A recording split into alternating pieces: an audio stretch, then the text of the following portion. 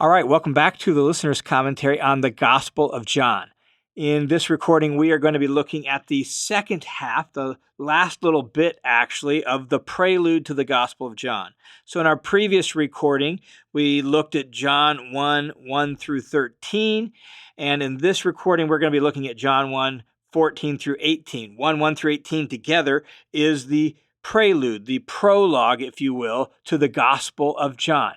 And we are going to pick up in verse 14. But before we do, let's just review where we were at. John introduced the gospel by telling us that the Word was there with God in the beginning, and he was distinct from God, but he was fully divine as well. And so the Word was God himself, even though he was distinct from him and with him. And it was through the Word that the entire creation, all of creation, everything that's ever come into being has come into being. So he introduced Jesus to us with this unique concept of the Word, and we looked at the background for that in our previous recording. Then he transitioned to helping us see that the Word was also life and light for all the world. He brings what the world needs to have genuine and true life and genuine and true light for how to actually live. But the world responded to that in a mixed sort of way. Some rejected that light, but some welcomed and received the light. And to everyone who received that light, they were given the right to be born of God as his very own children. That's where we left off. Now, in verse 14, John returns to where he began, which was with the idea of Jesus as the Word. And here it is in verse 14 where it becomes clear that the Word he started with, when he says, in the beginning was the Word, well, that he's talking about Jesus himself. So he says in verse 14, and the Word became flesh and dwelt among us. This one who was the Word, the one who was with God in the beginning, the one who was fully God himself, and the one who made all of creation, everything big and small in creation, that one, the Word, became flesh himself and dwelt among us. And here we're talking clearly then about the incarnation of God, the divine being, the Word himself, becoming flesh. That's what the word in theology means, to be enfleshed or incarnate. So we're talking about the Word, the second person of the Godhead, becoming flesh in the person of Jesus. And notice what John says. He says, the Word became flesh and dwelt among us. That word us is important. For John, this was an experienced reality. As we'll see as the gospel unfolds, he was there. He saw, he touched. He was an eyewitness to all of this. This wasn't just theory for him. This wasn't just a nice idea. It wasn't even something he heard secondhand from somebody else or that he himself experienced by virtue of the new birth. This was a tangible, physical, visible reality for John. He dwelt among us. The Word, that one who was with God at the beginning and who brought everything into existence, he lived among John and his friends. He lived among John and people he knew. So John could hear the tone of his voice. John could imagine and visualize the smile on his face or the twinkle in his eye. Why? Because he saw it all. He dwelt among us. And when he says he dwelt, literally, it's he tented or he tabernacled. The idea seems to be that Jesus is the true and ultimate tabernacle or temple. Everything that the tabernacle was meant to be, everything that the temple was meant to be, God dwelling among his people, well, that was true in a very new and unique and deep sort of way in the person of Jesus. Whereas the tabernacle was supposed to be the place where heaven and earth interlocked and intersected. Well, now that's true in the person of Jesus. The fullness of God's presence now in the midst of his people in the person of Jesus Christ. The Word became flesh and dwelt among us. John goes on in verse 14 and says, and we saw, again, firsthand, right? We saw John and those with him, John and his friends. They literally saw Jesus. They literally heard him. They knew what his voice sounded like, right? They heard him and saw him. We saw his glory. Glory as of the only Son from the Father, full of grace and truth. And so John says, we saw his glory. But as an eyewitness to it, as one who saw his glory, John actually intends to help us see his glory too by the story he's about to tell. So in the pages to follow in the Gospel of John, we're going to get to see this glory of the Word become flesh as well. And John also says here, he says, we saw his glory as of the only Son from the Father. This word translated only Son here is traditionally translated only begotten.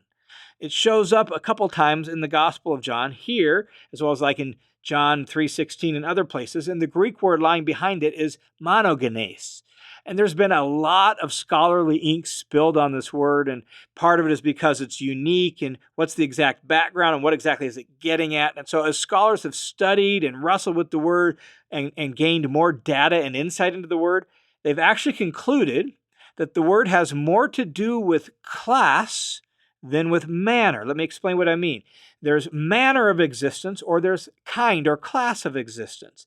And when we talk about only begotten, that emphasizes more manner of existence. He's the only one who came into existence this way.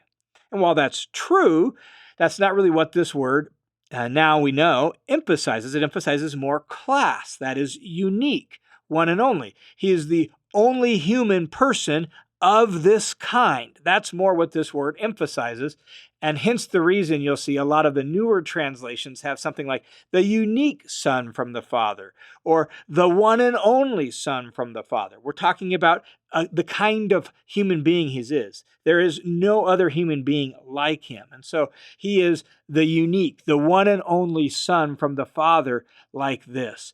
And when he says from the Father, this idea will actually show up over and over again in the Gospel of John when Jesus says things like, as the Father sent me, so I send you, or things like that. So he's sent from the Father. He and the Father have agreed to this purpose and this plan, and Jesus, the Word become flesh, is from the Father, sent from the Father on this mission to rescue and to reveal and to redeem all mankind.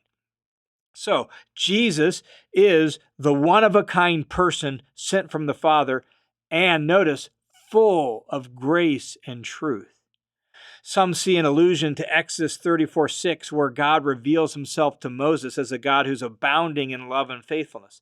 And that's possible, but the actual wording in the Greek translation of Exodus 34:6 is not the same as the wording here. Similar, it's just not the same words. And so I don't know that you could actually emphatically affirm that there's an allusion to it here. But whether it is or not, for John, it was a reality he saw and a reality he experienced in the Word become flesh. This was how the Word displayed his glory, by being full of grace and full of truth, full of mercy, compassion, love that stoops down to help those who can't help themselves. That's the idea of grace. And full of truth, which has the notion of being real and concrete and valuable and vital, but also faithful and true, right? All of that is kind of wrapped up in this Hebrew idea of truth, where these are things that are in keeping with the way things are, but they're also faithful to their promise and their word and to the way they're supposed to be. Jesus is full of grace and truth. Now, to his own testimony of seeing the glory of the incarnate Word, the Apostle John, who's writing this for us, adds the testimony of the other John, John the Baptist. So look at verse 15. John, that is John the Baptist, testified about him and called out, saying, this was he of whom I said. So John is going to recall something he said about Jesus. This was he of whom I said, he who is coming after me has proved to be my superior because he existed before me. This is John's testimony, John the Baptist's testimony, about Jesus and his superiority. We just need to clarify a few little details here in what John actually says. He who is coming after me. So John, in preparing the way for the coming of the Messiah, is out there by the Jordan River, and we'll see this in the story that follows, and we've seen it in the other Gospels as well. He's out there by the Jordan River, calling people to repent, calling people to prepare for the coming of the Messiah. He's baptizing people as a sign of their repentance. So he's out there doing that, and he knows that he's preparing for the one who's coming after him, for the Messiah who's going to show up and is going to come. He knows that, so he's pointing ahead to him, because that's his vocation. He's pointing ahead to the Messiah, and he says, the one who's coming after me has proved to be my superior. Literally, this reads, has proved to be before me. They've chosen to translate it as proved to be my superior because that's the sense and force of it, and it gets confusing because the second half of the phrase says, because he existed before me. But he's above me. He's before me. I'm like taking second, third, fourth, or a distant chair to this one who's going to come after me. That's the idea. And so he is greater in both status and rank to John the Baptist because, John says, he's explaining, because he existed before me. So he comes after me in time and in his ministry, but he also existed somehow before me. And therefore, he's greater than me in status and priority. And so both the Apostle John, who gave his own testimony, as well as John the Baptist, they both agree on Jesus' superiority because of his pre-existence. He was there with God in the beginning of all things. He existed somehow before John the Baptist, who was actually born before him. He pre-existed him in some sort of way, and thus he has higher status and higher superiority and higher rank. The Apostle John continues this testimony and this prelude to his gospel and this reflection on the Word become flesh in verse 16 by saying, "For of his fullness," that is, when we say fullness, we're talking about his fully divine character, his fully divine being, having everything that makes God God, having the very character of God. Of his fullness, John says, we have all received grace upon grace. So he's full of grace, he's full of truth, and from him we have received grace upon grace, like mountains and mountains of grace, grace piled on grace. We've all received grace upon grace from him. John goes on and explains in verse 17 how this is so new and so radical and so special in relationship to the law. So he says in verse 17, "For the law," referring to the law of Moses, the Old Covenant, the Old Testament law, "for the law was given through Moses. Grace and truth were realized through Jesus Christ." And we have to think very carefully about what John is saying and about the relationship between the law and between grace upon grace. Because there was much grace in the Old Testament too, right? God's own self-revelation that he gave to Moses in Exodus 34 is that he is a God of mercy and compassion and steadfast love. That's his own self-revelation. That's the most quoted passage of the Bible in the Bible, that he's abounding in steadfast love and grace. Grace is seen in the fact that God redeemed Israel out of Egypt before he gave them the law and before he commanded them to keep the law. He redeemed them first, right? So there's abundant grace in the Old Testament as well. And so we don't want to pit the law and grace against each other as if they're two opposites. There clearly is grace in the Old Testament. But John is clearly wanting us to see that with the coming of the Word into the world, with Jesus becoming flesh and dwelling among us, that somehow a new reality came with that. That somehow the grace he brought transcended whatever was prior. That the grace and the truth and the grace upon grace that Jesus offers is something more and something greater than what was seen and experienced and found in the law of Moses. And so in Jesus, we have received grace upon grace. And so the grace that was maybe there in part and there in shadow form in the law has now come full color, full flesh in the person of Jesus. And we have received grace upon grace in him. And then John ends his prelude with these words in verse 18. He says, "No one has seen God at any time. God, the only Son, who is in the arms of the Father, he has explained him." No one has actually seen God. In fact, even there in Exodus 34, when God reveals himself to Moses, God says, "You can't see my face and live, but I'll pass by and you can look at me as kind of I pass by and you can see my back," right? But in Jesus, we actually get to see who God is. God, the only Son. There's our word, unique, the one and only, monogenes, right? The one who is God himself, right? God, the only Son. This word who is God himself, now become flesh, he has explained him. And I just think the word translated explained here, I think explained is too weak for what John is trying to get at. It's too bland, it seems to me. I mean, the word can mean that, but when we think of explaining something, it's like giving a lecture to tell you what something means. But that's not exactly what John is communicating by saying that Jesus revealed, explained the Father. He's expressing how even though no one has ever seen God, God was made plain for all to see in the person of Jesus. That's the force of the word translated explain, to make plain, to make clear and comprehensible, to make visible and just pop off the page in living color. That's what happened in Jesus. What's God like? Well, he's like Jesus. You want to know who God is? You want to understand his character, his heart, his ways, his way of being? Look at Jesus. That Jesus is God in the flesh, God in a bod, if you will. He's God in human flesh. And when you look at him, you see everything that God is. And so he didn't just explain him, he displayed him. He showed him to us in living color. And that's a great way to read the Gospel of John as well as one of the other Gospels is, what is God like? And you read through it and you look to see who God is. One last little note on this verse before we wrap up the prelude here. He says that God, the only Son who is in the arms of the Father.